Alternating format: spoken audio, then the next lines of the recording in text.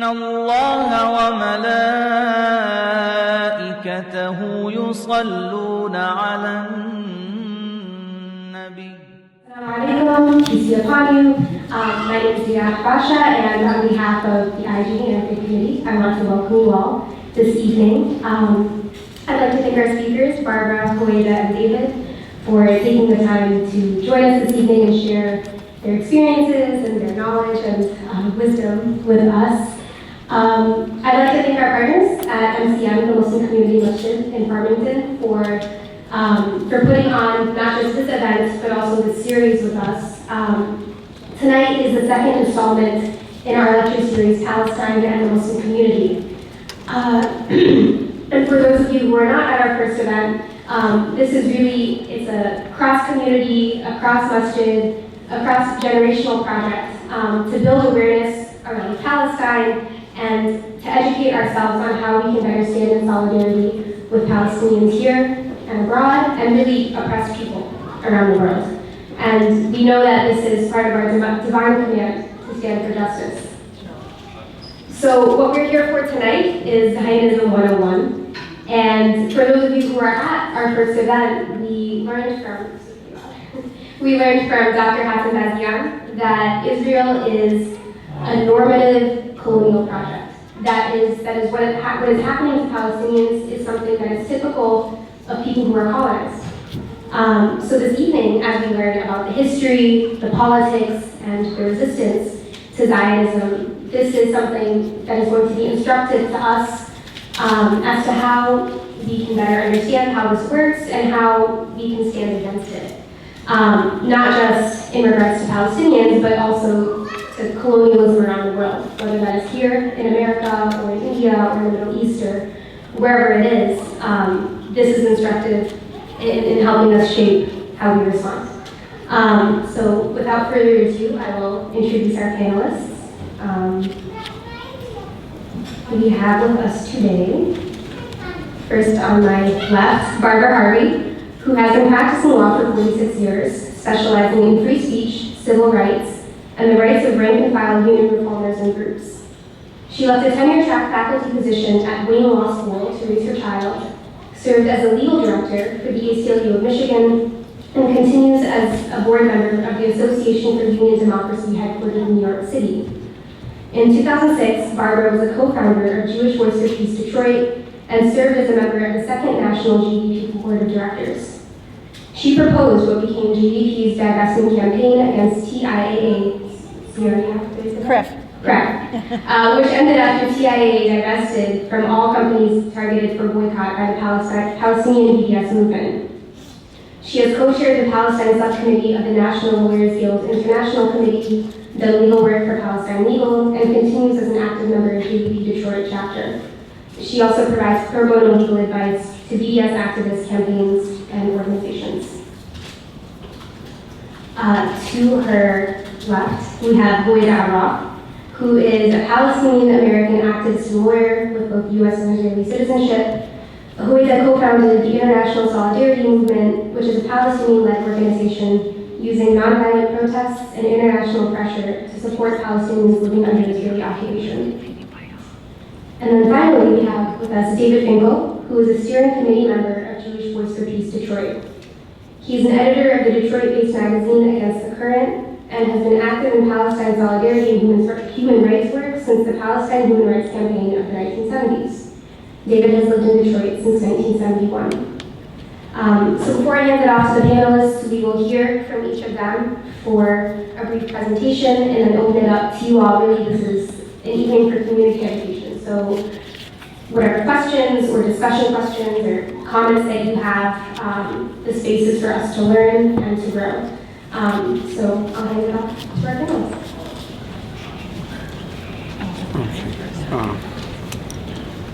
Okay, is the microphone working okay? Okay, very good. Again, my name is David Finkel. Thanks so much for the invitation. It's wonderful to be here in this beautiful building and for the opportunity to share some ideas and exchange some thoughts in the discussion. I'd like to say a few words of introduction about Jewish Voice for Peace. You see our logo up on the wall. Jewish Voice for Peace is an organization whose main mission is a commitment to working towards a future for a safe and democratic future for Israelis and for Palestinians in equality and peace. We are not an Israeli or Palestinian organization. We're an American organization, so it's not our mission to talk about what the structure of a solution would be, except to say that it needs to conform to the principles of international law, and it needs to have democratic legitimacy, and it needs to meet basic conditions, including the end of the occupation, equal rights for everyone, the Palestinian right of return. You can look at the website. You can use this mic if it's louder. Okay. And just leave it. Okay. Okay. And better? Oh, wonderful. You can look at the website, jewishvoiceforpeace.org. It's one word, Jewish Voice for Peace. Voice is singular. And you'll see a lot of important material there. JVP started as an organization just in the San Francisco Bay Area. It's become a national organization over the years, going through growing pains as organizations do, and is now rapidly growing with chapters all over the country. And I mention that because there are other organizations, one's called, to mention two of them, especially among Jewish young people, If Not Now is one, and another one called Judaism on Our Own Terms, which began as Open Hillel. I'm glad to say my daughter was one of the organizers of that, and I can brag a little. And the growth of these organizations reflects an important fact that an increasing part of the American Jewish community is no longer unquestionably supportive of the state of Israel, is increasingly questioning, alienated, and not at all happy. And I'll come back to the reason. I'll come back to the reasons for that. But it's got to the point where the former Israeli ambassador to the United States, Ron Dermer, has actually said Israel can no longer count on the American Jewish community as our main constituency. We have to build our alliance with the evangelical Christians. Okay? And I'll come back to the significance of that. Although I also want to say that recent polling shows that younger evangelical Christians, the younger ones, not the older ones, are also changing their views about about Palestine and about this conflict along the same lines that American public opinion is changing. So with that by way of introduction, I want to make a few points. First of all, the conflict over Palestine is not a religious conflict. It involves the weaponization of religion, which is something very dangerous, not only there, but in our own country and all over the world, and I'll say a little bit more about that. The weaponization of religion. It is also not a conflict about who lived in the land or whose ancestors may have lived in the land 3,000 years ago, 2,000 years ago, 1,000 years ago. That's not what it's about. Those are fascinating questions, by the way. Well worth studying. Gives you all kinds of insights into the histories of civilization and peoples and so on and so forth. But that's not what this conflict is about. It is a 20th and 21st century conflict between, as you've heard, I guess, in the previous session, a colonial settler movement called Zionism, which has some peculiar characteristics of its own, and the indigenous Palestinian people. Let me recommend, if you haven't heard of it, really what I think is the absolutely most important recent book on the subject. You should all pick it up if you haven't heard of it. It's by Professor Rashid Khalidi, and it's called The 100-Year War on Palestine. And it gives you an incredible feel for the entire process, the various stages of it, and also what Palestinian resistance had looked like. it's a very important and critical perspective. Now I talk about the weaponization of religion before I get into some history.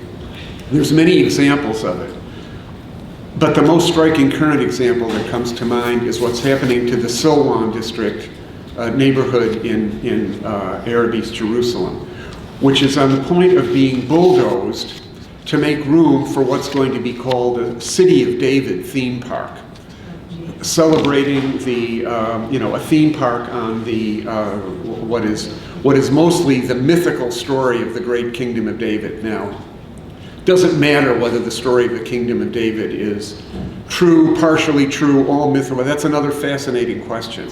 But that's not what this is about. It's the weaponization of a religious tradition or story to enable and justify ethnic cleansing. Now, when this happened in Detroit, the most important cultural center in Detroit, Black Bottom Paradise Valley, was bulldozed in the 1950s to make room for what's now I-75. We call that urban renewal. Some people call it. It's also called black removal. But in the case of Israel and Palestine, it's also justified in the name. It's also justified in the name of religion, and that's what I mean by the weaponization of religion. And you'll see many examples of it. Now, I also want to recommend something else that I hope you'll do, tonight or very soon to get a feel for what's going on right now. Are you familiar with the program Democracy Now? It's a daily, okay. Today's program, you can find it at democracynow.org. Today's program had an incredible segment on the Human Rights Report on what happened during the recent bombing of Gaza. And it's shattering. Human Rights Report has come out with a big report on the war crimes that took place, and I won't go into details, but you have the footage of the apartment buildings being bombed and collapsing on top of the people. Democracynow.org, you should look at it. Now, when Zionism is labeled a colonial settler movement, you can get into a lot of trouble with people who are proponents or think that they're proponents of Israel. How dare you call Israel a colonial, how dare you call Zionism a colonial settler project? But the founders of political Zionism, that is the movement to create a Jewish state. When we say Zionism, by the way, what we mean is political Zionism. There were other kinds of cultural Zionism, spiritual Zionism. They're historically interesting, but they're not what's going on now. The founding leaders and early leaders of political Zionism had no problem with the idea of colonialism and settlement. You can talk about Theodore Herzl. You can talk about David Ben-Gurion, the leader of the Zionist labor movement, or Vladimir Jabotinsky, the founder of right-wing Zionism, which is part of the ancestor of today's Likud, Netanyahu's party, and the other extreme right-wing parties in Israel.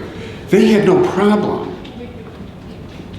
with the idea that they were creating colonization and that they were doing it with the support of European colonial powers. That was the ethos of the time. That was the mentality. And when they had the famous slogan that you may have heard of, a land without a people for a people without land, it's not that they were stupid. It's not that they had some idea that the land was literally uninhabited. The point simply was that in keeping with all colonial movements that you want to cite historically, that the indigenous people in the land were too backward to really count. They had no meaningful history, no meaningful cultural, they were just kind of like sitting there. And they could be ignored or, if necessary, driven out. And I don't have time now, but you can find all the quotes you need from Herzl, Ben-Gurion, Jabotinsky, all the rest of them. They were not ashamed of it, okay? They didn't even think of themselves as racists. That was just the ethos of the time. Zionism, however, there are different kinds of colonial settler enterprises. Some of them were set up basically to go and loot natural resources. Okay, gold, diamonds, whatever else it is. That wasn't what Zionism set out to do. There's another kind that go with the idea of setting up plantations and super exploiting the indigenous population as a labor source, as a, cheap labor. That's not what Zionism set out to do. As a matter of fact, the Zionist movement, as much as it could, tried to exclude Arab-Palestinian labor. The goal of the Zionist movement was to transplant a population to create a new society, but what was peculiar about it was, unlike, let's say, Britain or France or other colonial powers, which transplanted parts of their own population to create colonies, what Zionism set out to do was to move a Jewish population from Eastern Europe into Palestine to create ultimately a Jewish state, and to do so with the assistance of colonial powers. As a matter of fact, to do so with the assistance of the very same powers which oppressed the Jews in their own country, very harshly in many cases. So that is, in a nutshell, the peculiarity of Zionism. And I don't have time to go into tons of detail, but as I say, Rashid Khalidi's book, there are other books, The Ethnic Cleansing of Palestine by Ilan Pappé, many very important books, but I really recommend Rashid Khalidi's as the best source that you could have. Now, what has happened over the evolution of the State of Israel, Israel became possible, even though it was always historically very much a minority movement among the Jewish population. But the Nazi genocide of the Jewish people in Europe, and then the imperialist redivision of the world after World War II changed everything. Led to a mass migration of hundreds of thousands of stateless Jewish refugees to Palestine, some of whom wanted to go there, and others who went there, others who wound up there because there was no other place there that they were allowed to go. When the State of Israel was founded in 1948, the Declaration of Independence basically promised a society of equal rights for everybody, equal rights of all, the religious groups and all the rest of it. That never existed in practice, but it evolved over time, particularly with the rise of the settlement movement after the 1967 war, into a more and more overtly Jewish supremacist state, culminating, if you like, in what you may have heard of, the law of the nation state of the Jewish people law. Have you heard of that? Show of hands? Okay. And this is passed by the Israeli parliament, or Knesset, as what's called a basic law. And a basic law in the Israeli system is the equivalent of what we call a constitutional provision. Israel doesn't have a constitution because if it had a constitution, if Israel adopted a constitution like any other country, it would have to say who that constitution represents. And it doesn't claim to represent the Jews of Israel alone, it claims to represent the Jewish people of the whole world. Of utterly fraudulent claim, but it prevents them from having a proper constitution. The nation-state law is so overtly Jewish supremacist. It has downgraded the status of Arab as an official language. It has said that self-determination in the land of Israel belongs only to the Jewish people, not to anybody else. And this is a culmination of a lot of things which have led to something I mentioned earlier, an increasing alienation of a larger and larger part of the American Jewish community. Because here's what I basically want to wrap up with. Most American Jews have a pretty clear idea what kind of society in the modern world, where do Jews do well? Where do Jews prosper? And I think that the answer is the same as where do Muslims do well? Where do Muslims prosper? It's in a society, it's in a country where your citizenship rights are not dependent on your religion or your communal status, okay? And America comes, at least in its ideals, not always in its practice, as we know, actually embodies that status. There is no political or religious authority in America that can tell me how to be Jewish, or can tell you, any of you, how to be Muslim. Your citizenship status does not depend on whether you are Sunni or Shia or Sufi or Ahmadiyya or any other variation of Islam, or if you're not Muslim or any other religion whatsoever. It's what's sometimes called the separation of religion and government. And American Jews understand very well, most of them, that we do best, and I think also Muslims do best, in a society where religious and political authorities don't run your life. And that is, it is increasingly clear to more and more people that Israel is not that kind of a place. That Israel is the kind of place that denies many of those basic rights. And that the weaponization, what I call the weaponization of Israel, the weaponization of religion, which exists not only there, but many other places, as we know, is dangerous. And it's also dangerous here. And that underlies, I believe, an increasing sense of frustration, alienation, and disaffection of American Jews and other parts of the progressive American population from what used to be unquestioning support of the Israeli state. So our job here, whatever communities we belong to, since we're here in the United States, is to work on affecting U.S. public opinion. And that's where I think the other panelists will take over.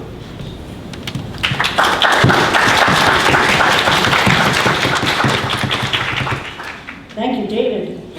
I am going to talk about the political dynamics of what's going on now and where they were when they started and changes that I've seen in them.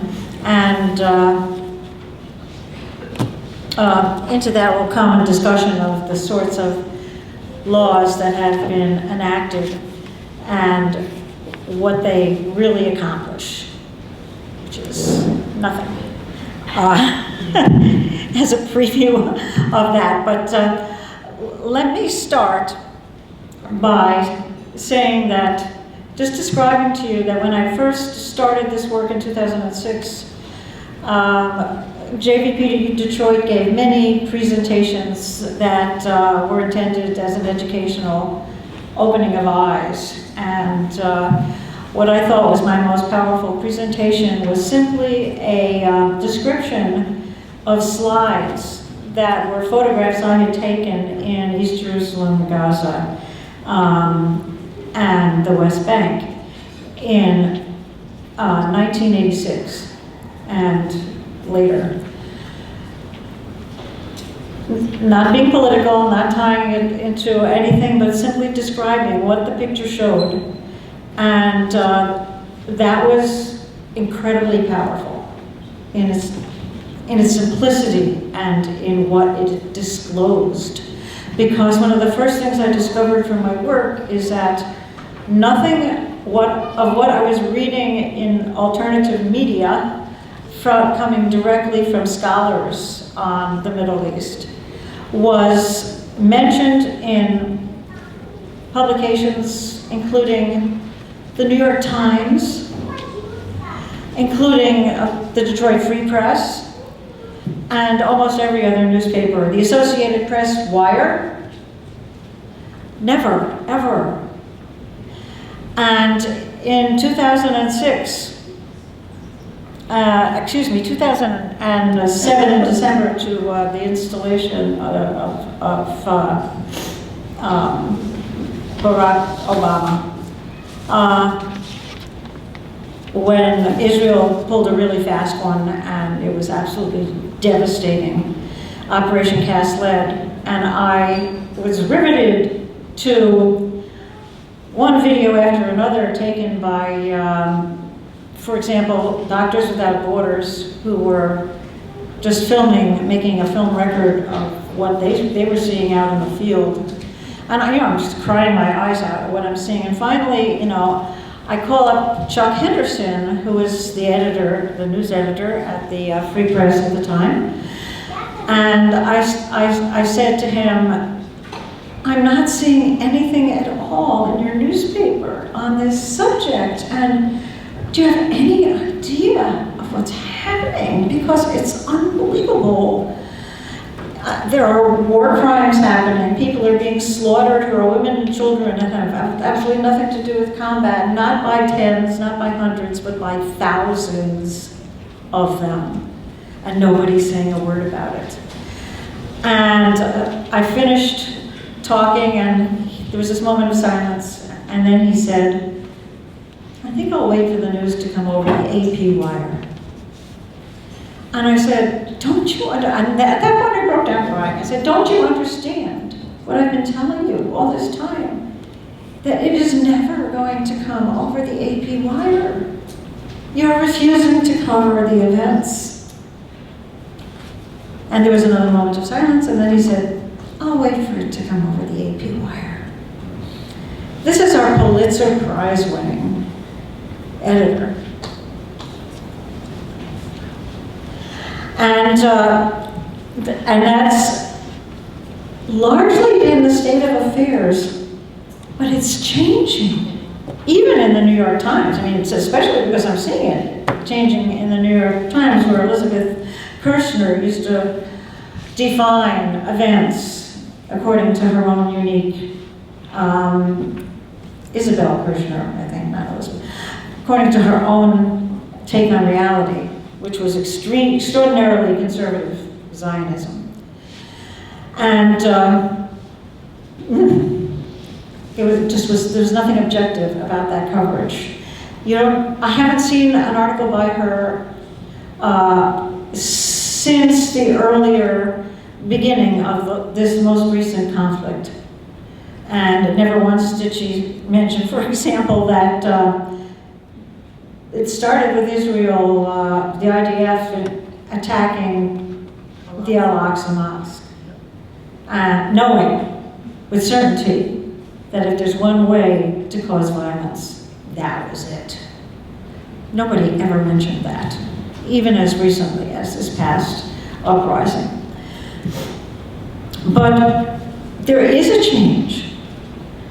And when we started our work in JVP and would interrupt speakers who were not telling the truth at events, and our members were dragged out of rooms, people just looked down their noses at who we were and what we were trying to do. But years and years of campus work has really profoundly affected young adults and their outlook on events to an extraordinary extent that I couldn't have hoped for. And here it is, and particularly after what just happened most recently, there's really been a sea change in the way people are thinking. And a lot of this is happening, going back to what I'm supposed to be talking about, because of the very boorish response by the Jewish conservative Zionist community in an effort to shut up this message by whatever means they had at their disposal. they didn't care. They had to achieve their goal. They would come to our meetings when we first started having educational events, and at the Q&A after an event, some heavies from the local Zionist organizations would be in the audience, and they would start these rambling, diatribes that ended with a question mark. And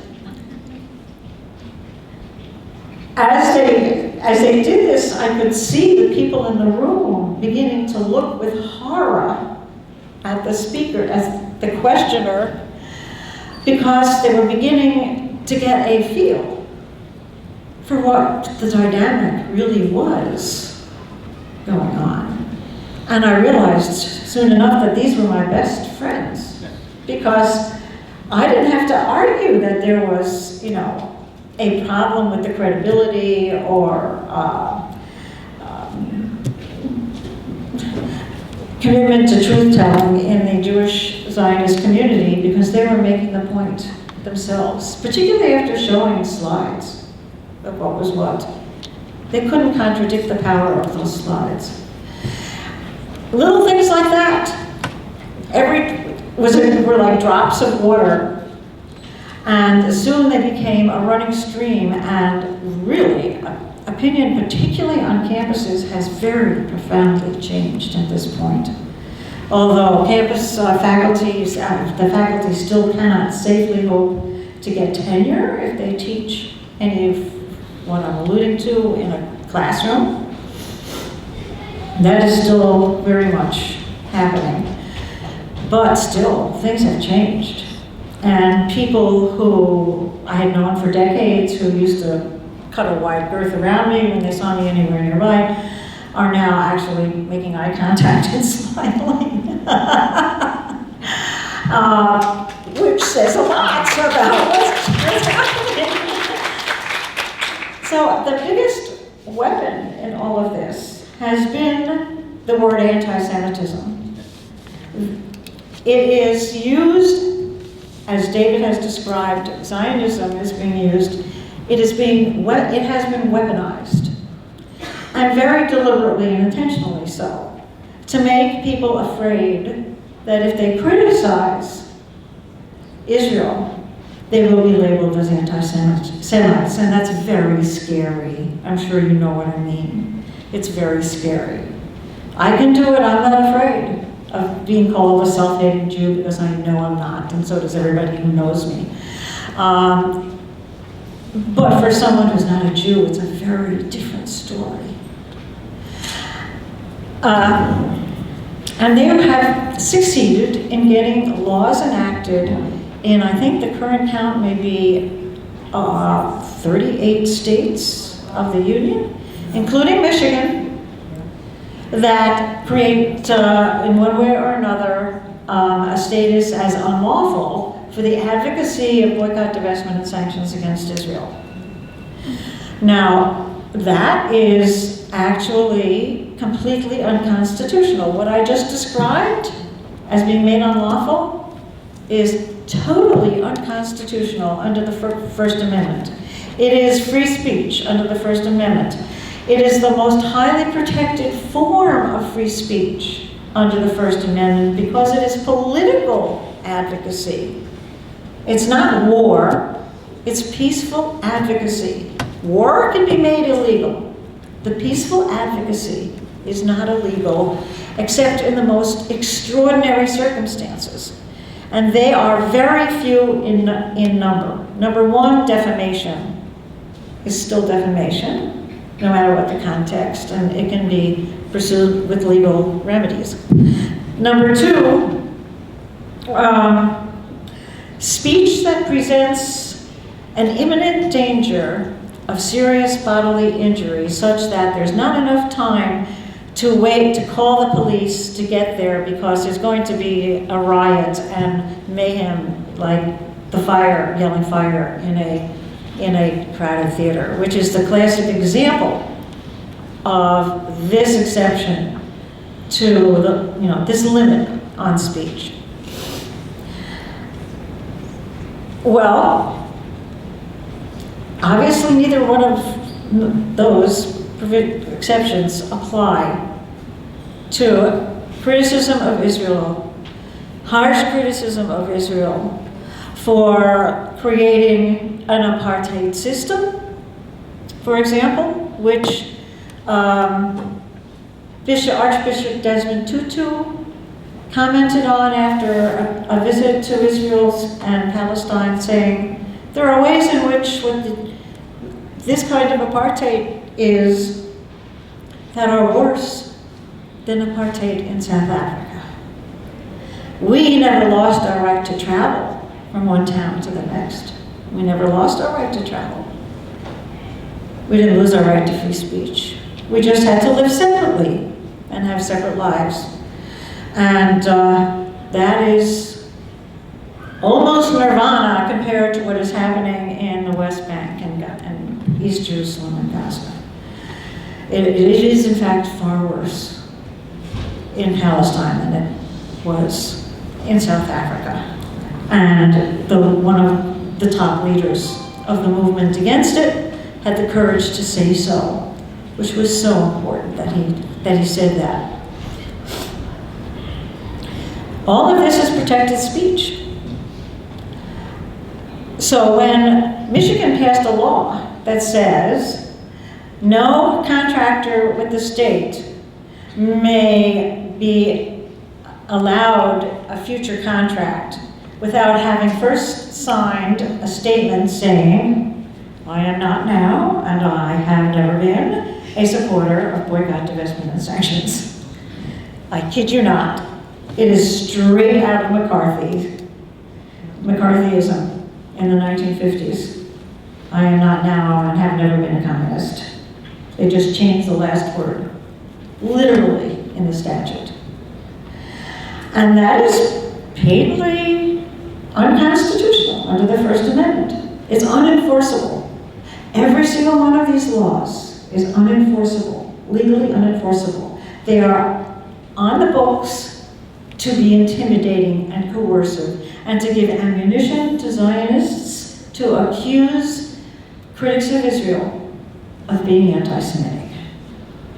And it is effective in that respect because it can actually do a lot of harm. If you end up on the pages of Campus Watch, do you know what Campus Watch is? Campus Watch is a website which is created by unidentified people. They have been identified, but it took a lot of work to identify them, for fear of being sued for defamation, I'm sure. And it's a website of pictures of students on campus, faculty on campus, even some Jews on campus, who are considered to be anti-Semites. Therefore, prospective employers, we will consider it our civic duty to tell you in advance not to hire A, B, C, D, and E. Here, go to the website and see if your applicant is one of your job applicants, is in those pages. And it has been very intimidating to students. Very intimidating to particularly the Arab American students who are the overwhelming targets of Campus Watch, because they do lose prospective jobs through this, and that is very hard to identify who's causing these problems to them. That's defamation, and it's actionable if only the person engaging in the defamation could be found. So these laws all have various little differences. Many of them are the same. Most of them involve state contractors. The advice I have given to National Lawyers Guild lawyers at one of the educational events that we had on this subject is just simply ignore these laws, because they're not going to be enforced. They're just on the books to try to be coercive, but the last thing they want is to try to enforce them, because they know they're going to be invalidated. And that is what has been happening in the courts. The courts, the judges, in federal court are doing their duty, and they are one after another declaring whichever law happens to have been challenged to be unconstitutional. And there was one exception, I think it was in Arkansas, and that court held that there was some basis for this, for the validity of this law. And it went to the Court of Appeals, and a panel of the Court of Appeals said that that was correct, which was shocking.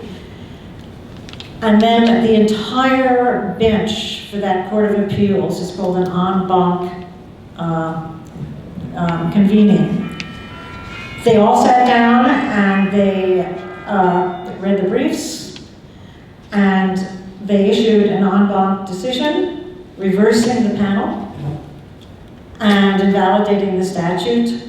And as far as I know, that was that. There is zero legal precedent for the validity of any of these laws.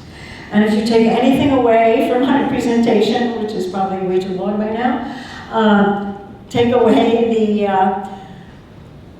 the insight that these laws are only as scary as you want to be scared or are willing to be scared.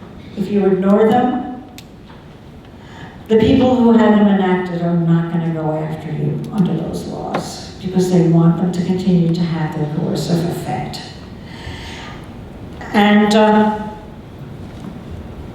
when Mr. Trump, I'm just going to end with this, he issued an executive order at the end of 2019 on anti-Semitism in the context of Title VI of the Civil Rights Act, and that's the provision that doles out federal funds to schools, universities, and other institutions.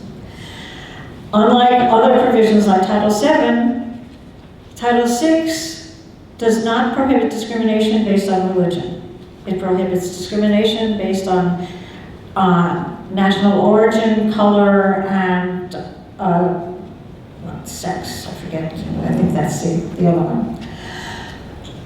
Race, national origin, and color. Maybe not sex. Not sex. Because the rationale was Congress wanted to leave nonprofit educational institutions free to admit students on the basis of sex, for example, and religion, for example. For example, the entire Catholic school system, which teaches religion in its classes and which is not unconstitutional and not a violation of Title VI, because it was written to allow that to happen. Well, Trump declared in his executive order that while Title VI does not cover discrimination based on religion, individuals who face discrimination on the basis of race, color, or national origin do not lose protection under Title VI for also being a member of a group that shares common religious practices. That's true, and so what? Discrimination against Jews may give rise to a Title VI violation when the discrimination is based on an individual's race, color, or national origin. Yeah, that's right. And then it goes on to say, this is as legalistic as I'm going to get today, but this is hysterical to a lawyer. Nothing in this order shall be construed to alter the evidentiary requirements that agencies are required to make. The evidence, nothing changes the kind of evidence that needs to be proven to get a ruling that conduct, including harassment, amounts to illegal discrimination. Or, if it in any way infringes upon the rights protected under any other provision of law. So in legalese, what this actually says is, I know we said all this stuff that, you can't do under this law, but never mind, we don't really need it. We're not going to enforce it, don't worry. Right in the executive order. And then he for good measure, says, "This order shall be implemented consistent with applicable law and subject to the availability of appropriations." Well, the applicable law, of course, includes the First Amendment to the Constitution. That's the most immediately applicable law. So the executive order is, by its own very admissions, completely unenforceable. So much for laws.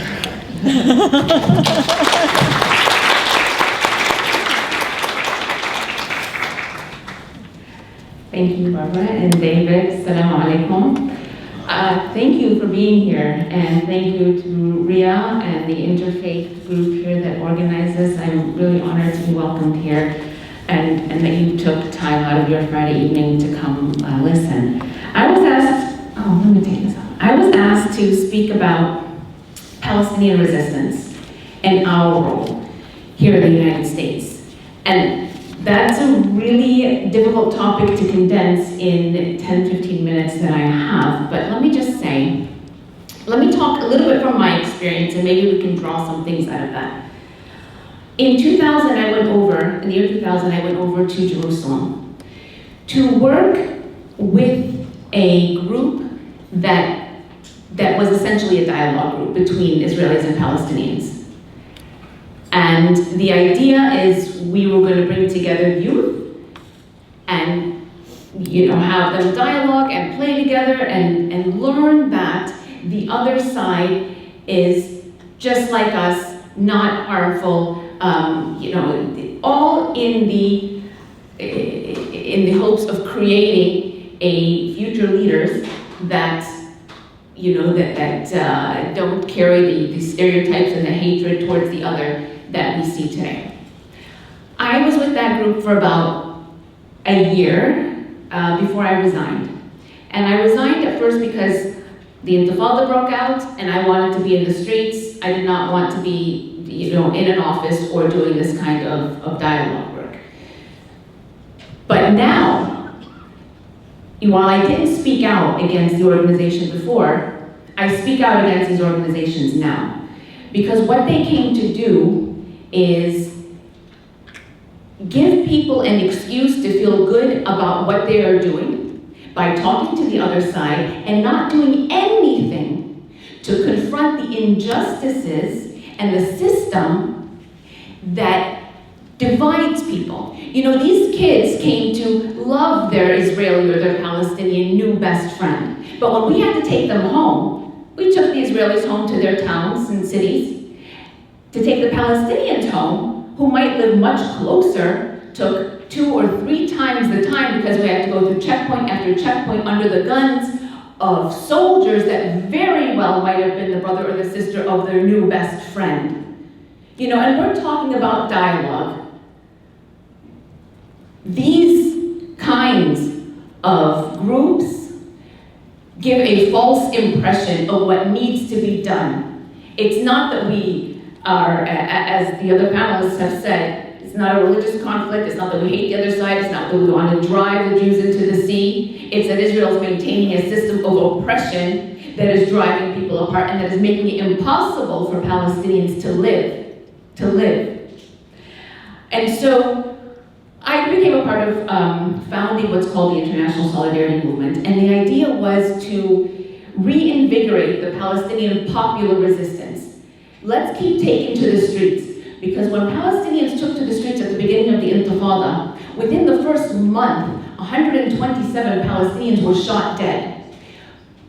Dead from bullet wounds to the neck and head area, so Israel was shooting to kill, not to control the riots as they call them. They were shooting to kill. And so the demonstrations died down, not because Palestinians were suddenly afraid or not willing to give their lives for freedom, but because of decades of seeing the powers that be kind of take control and people's power being diminished. And so how do you get people to believe again that we can overcome this? The idea was to globalize the Intifada and bring people from around the world to stand with Palestinians. Because when Palestinians were protesting alone, they were getting shot dead, and not only nobody cared, but the mainstream media, if you remember back then, it was really before social media, was saying the Palestinians resorted to violence. They left the negotiation table, and Arafat is going back to his terrorist roots. This was the dialogue. So not only were Palestinians dying, no one was held accountable, they were being blamed for their own death. And so we did. We started this movement where we called people from around the world to come stand with Palestinians. And surprisingly, even though the area looked like and was a war zone, people left the comforts of their own home and traveled to the occupied territories. And to date, we've had, I can't even count them anymore, at least over 10,000 volunteers from over 35 different countries that come to the occupied territories, stand with Palestinians, and then go back to their own home countries and advocate, and are doing things now like leading a lot of the boycott, divestment, and sanctions movement that we're seeing around the world. But reinvigorating the Palestinian population. You know, at the time, I was young and naive and thinking that we were doing something great, not knowing of a lot about the history of my own people's resistance, that not only was it just a few years back that they were resisting, but the resistance goes back decades and decades before the founding of the State of Israel. And in fact, Palestinian women were instrumental, especially in the 1920s, of leading that resistance. And over the decades have formed different groups to attend to different areas of society, of building society, and of continuing to resist, first and foremost by being able to stay on your land when you're confronted with this movement, this well-funded and orchestrated movement that is designed to get rid of you. That kind of resistance, unfortunately, came to an, I don't want to say an end, but when Oslo was signed in 1993, the leadership of the Palestinian Liberation Organization adopted this state-building pride, a goal, you know, thinking that we are going to now have a truncated Palestinian state in 22% of our historic homeland, and we will call that an achievement. And they focused not anymore on what was historically the Palestinian Liberation Organization's goal, is one secular democratic state for Palestinians and Jews. In a sense, they put that aside and focus on building a state in the West Bank and Gaza, including East Jerusalem. And what that did was really alienate or disenfranchise the millions of Palestinians that aren't in the West Bank and Gaza, are living inside Israel as second and third class citizens. Those of us here that can't go back to our countries, the refugees all around in countries, still in refugee camps, still holding on to their keys, waiting to go home. What role did they have? And so then you had the world talking about peace negotiations and a two-state solution, and still, after over 25 years of a failed Oslo peace process, still talking about the two-state solution being the only way forward. Why is the two-state solution the only way forward? Why can't anybody that feels an attachment to this land, the indigenous people and the people that came over from Europe or anyone, have equal rights in one democratic state led by a government that is elected by the people for the people? Why? Because Zionism wants an exclusively Jewish state, and it needs to get rid of the indigenous people in order to do that. And David mentioned that historically, you know, you had these Israeli leaders, and then there are tons of quotes that you can see. One of them that stays in my head is Ben-Gurion's quote. Ben-Gurion, the father of the Israeli state, the first Israeli prime minister, said, "Our demand was not a Jewish state in Palestine. It was Palestine as a Jewish state." Okay, and that gives you an idea of the program since before 1948. And why, even after we were supposedly in a peace process, Israel continued to build settlements throughout the West Bank, and Gaza continued to demolish homes. Since 1967, almost 50,000 Palestinian homes have been demolished. Palestinians that live in Jerusalem, they don't even have any kind of state They have residency cards that Israel can take away at any time, and then they are completely without a place to be. Then they have to have permission, a visa from Israel to live in the place where they were born. And since 1967, Israel has taken away the residency cards of about 15,000 Palestinians from Jerusalem because it wants to push people out. Gaza now is unlivable. We only talk about Gaza when missiles are flying back and forth. But what of the people that lost their families under the rubble? What of the people that are now homeless, without limbs, without most of the members of their family? What of the orphans that don't even have clean drinking water? And we forget when the missiles aren't flying. Nobody's talking about Gaza right now. But we do have progress being made. We had this year alone Israel's largest and most respected human rights organization come out in January and call what Israel is doing apartheid. And before this organization, Beit Salem, only thought of its mission to report on human rights abuses in the West Bank and Gaza. But suddenly they couldn't do that anymore. After over half a decade, or no, actually they were founded much later, but of just focusing on these Israeli violations, came to see that it's not just about occupation, it's about an entire system that is imposing these laws of discrimination in order to maintain dominance of one group over another group. And you have to call it out, and then a few months later, Human Rights Watch called it not only apartheid, but also Israel is practicing the crime against humanity of persecution and apartheid. The International Criminal Court finally opened an investigation into Israeli war crimes. Companies are now divesting from Israel. And we saw, probably the one that got the most attention last week is Ben & Jerry's, a big company that decided it was pulling out of settlements. Of course, it's not enough just the settlements, but it's a good start, and Israel's freaking out about it because it contributes to painting Israel as the apartheid state that it is, that needs to be isolated until not just the occupation ends, but the whole system of colonialism being taken down, broken down.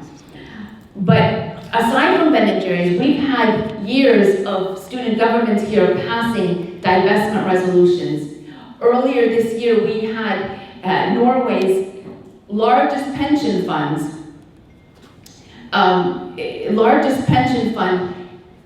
declared that it was divesting from 16 companies that work or are involved in the occupied Palestinian territory, in the West Bank, in the settlements. And before that, the year before, another pension fund also said it was no longer doing businesses with Israeli banks that facilitate settlement transactions. And Ireland, the Irish Parliament just a few months ago became the first parliament in the EU to actually recognize that Israel is engaged in de facto annexation, which is against international law. So we talk about settlements, but this is now de facto annexation, and you have also, I didn't mention, there's so much more. But what I want to say is, what is our role here? Let me try to wrap this up a little bit. It is to continue pushing. And as Barbara talked about, these laws and these moves that are designed to scare us, that they are unconstitutional, they will be challenged when they are up to scare us or to try to silence us.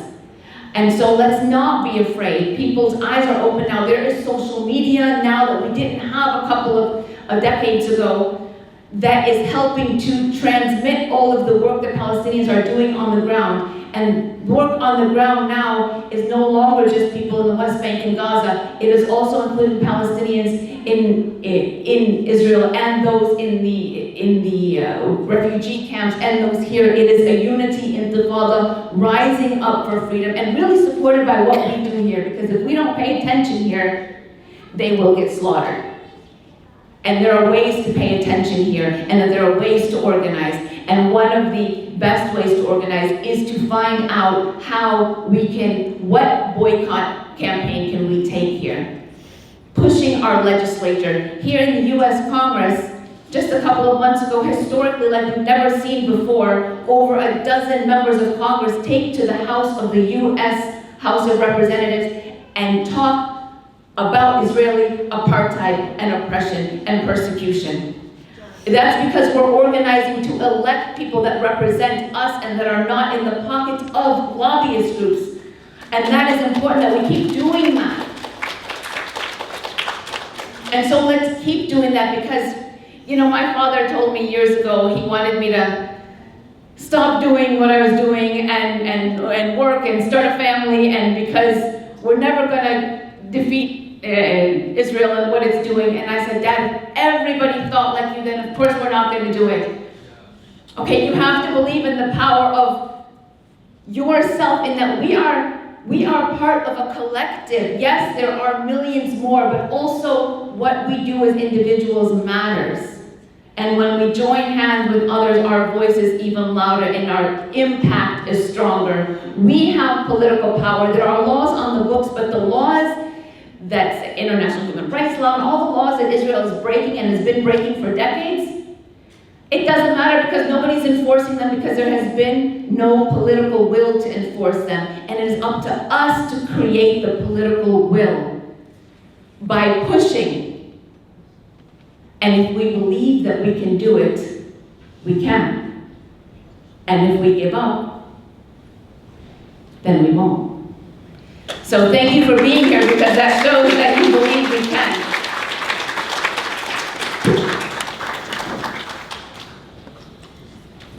I want to add one thing about, two things, about Huwaida, which she was too modest to mention.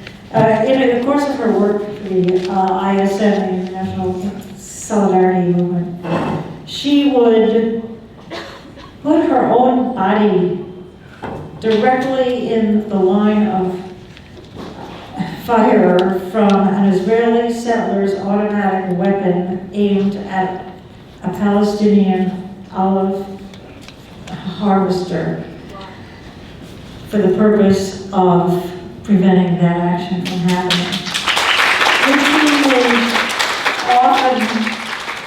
And she was also one of the founders of the Gaza Boat Movement, which did enormous good by putting so many prize-winning, famous people and defenders of peace and justice on these boats with them, bringing crayons, medicine, and other things to Palestinian children in Gaza.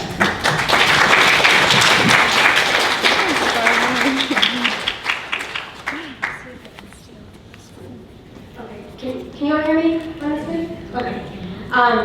So we have about maybe 7 or 8 minutes until Melvin. So I'm going to ask actually a question of my own, and then we'll see if maybe we can squeeze in a few more before that. And then what I'll say is, if anyone else has questions after prayer, to come back to the social hall, and I'll ask our speakers to stick around, and we can entertain more questions after the prayer takes place. So my question then is actually something that David picked up on earlier in the panel about the weaponization of religion. I think that's something that we deal with even in our own Muslim community. So I mean, for any of you, whether it is in your Jewish communities or in your Muslim community, how do you, on an individual level, reclaim your spirituality and your religion, and on a communal level, reclaim that as well? That's my question.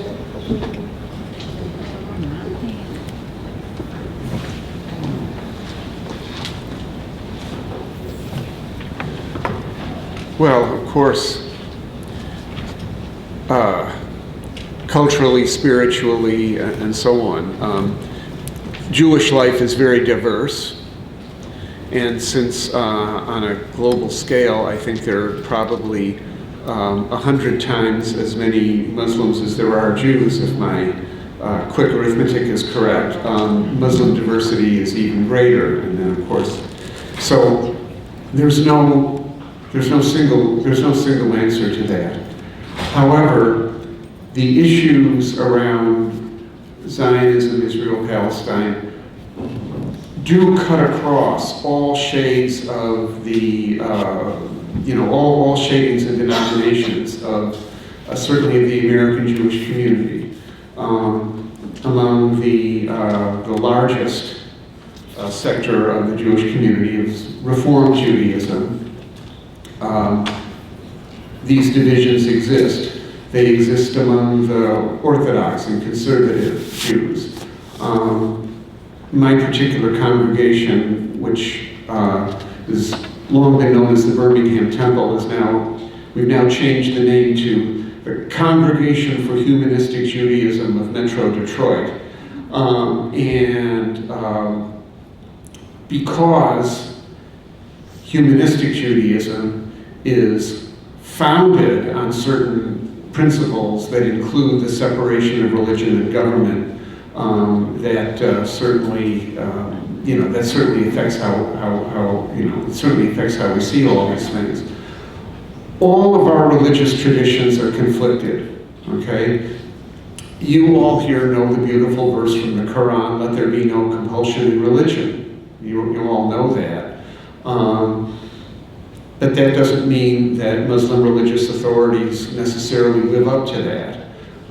In the Hebrew Bible it says, do not oppress the stranger, for you were strangers in the land of Egypt. Okay?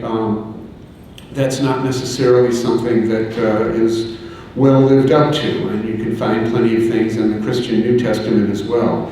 So, in all of our traditions, we have to look for what's the best without ignoring the rest of it or trying to prettify it. We have to try to live up to what's the best, even though we will probably never achieve that standard, but we have to try.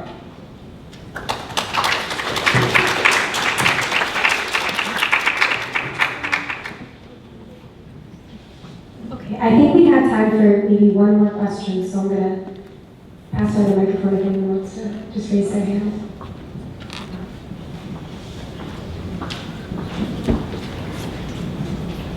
Barbara, you mentioned that these laws are unconstitutional. So have those laws been challenged in the court of law, and has there been any verdict regarding those laws? Yeah, the answer is yes. The anti-Semitism laws have been formally challenged in federal courts over and over and over again. And as I said, not a single lawsuit has been successful because it is a frontal, crude attack against the most protected speech under the Constitution. And every federal judge knows that. You mean the BDS laws? Open to the anti-Semitism laws. I said, I meant BDS, yeah, so thank you. Basically, with that one, although there are about 33 states that have laws on the books that that make BDS punishable by some sort of usually it's a non-penal repercussion. But not all states we haven't been able to challenge them in all states yet because you don't have necessarily a plaintiff. In 3 or 4 states there have been plaintiffs. In Texas, in Arkansas, in Arizona, and in one more state, I'm forgetting what it is. People were affected by it and they challenged it and they won. In Michigan, if anybody is affected by it, then there will be a bunch of lawyers ready to take that up, but there hasn't been anyone affected by it yet. So we're hoping that overturn it, either legally or pushing our members of the Michigan State Legislature to overturn it. And let me just tack on to that, that the lawyers in this movement are small in number, and we do the work as a matter of pride. We do it pro bono, so we don't get anything from it. And we don't look for reasons to challenge laws that are not being enforced, because we don't have the resources to do a good job of it. And if it's not necessary, if the law is not actually being used for its intended purposes, which we totally oppose, then we just let it be, and it goes to sleep.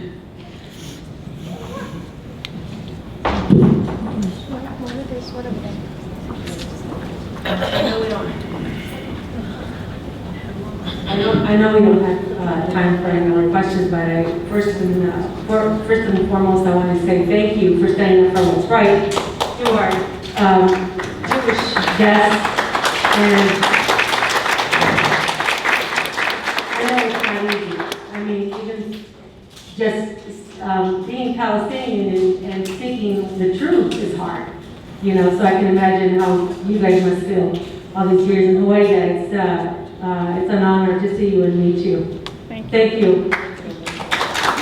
And if I could just steal one more question. I can? Okay. I just want to, this is kind of baffled me, that we can watch attacks on Capitol Hill and attacks on the Speaker of the House and Vice President, and people don't really get up and you know, enraged, but if we mention anything anti-Israel, well, you know, it's the end of the world. I just crucified humanity right there. And I just don't understand that. You know, we have the freedom to burn the American flag, but if we criticize Israel, then, you know, we're done for. I don't understand that at all. Thank you.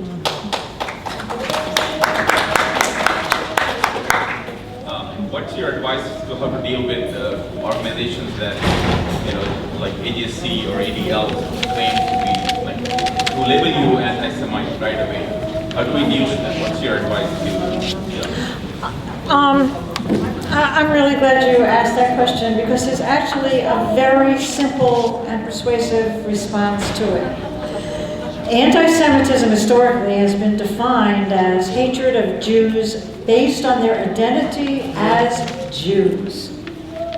What we are doing, and what everyone else here and elsewhere engaged in this work are also doing, is we are criticizing Israel, yes, but we are criticizing it for its misconduct, not because it is a Jewish state, but because it is misbehaving by all the norms accepted by civilized countries, and that's unacceptable. And that's not anti-Semitism. It has nothing to do with who you are.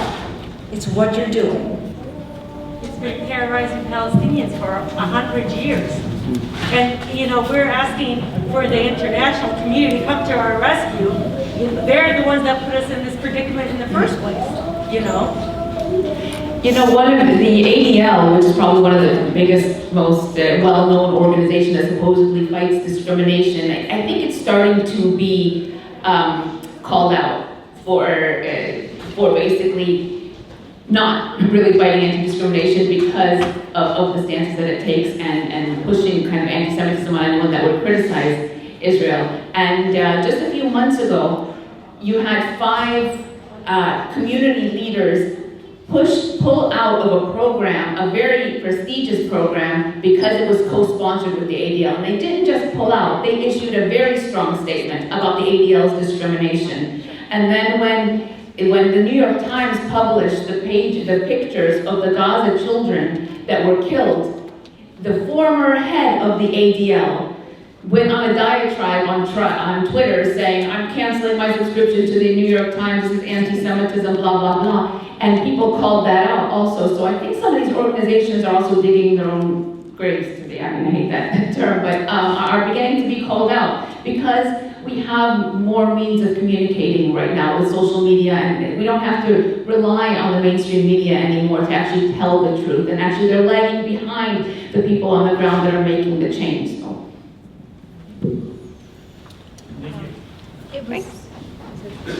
So we'll continue Q&A inshallah after Maghrib if you want to. Thank you. I don't know that I mean it. But after the prayer, if you have more questions, you're welcome to come back to the hall, and I will ask our speakers to stick around. But prayer will be just down the hall. إن الله وملائكته يصلون على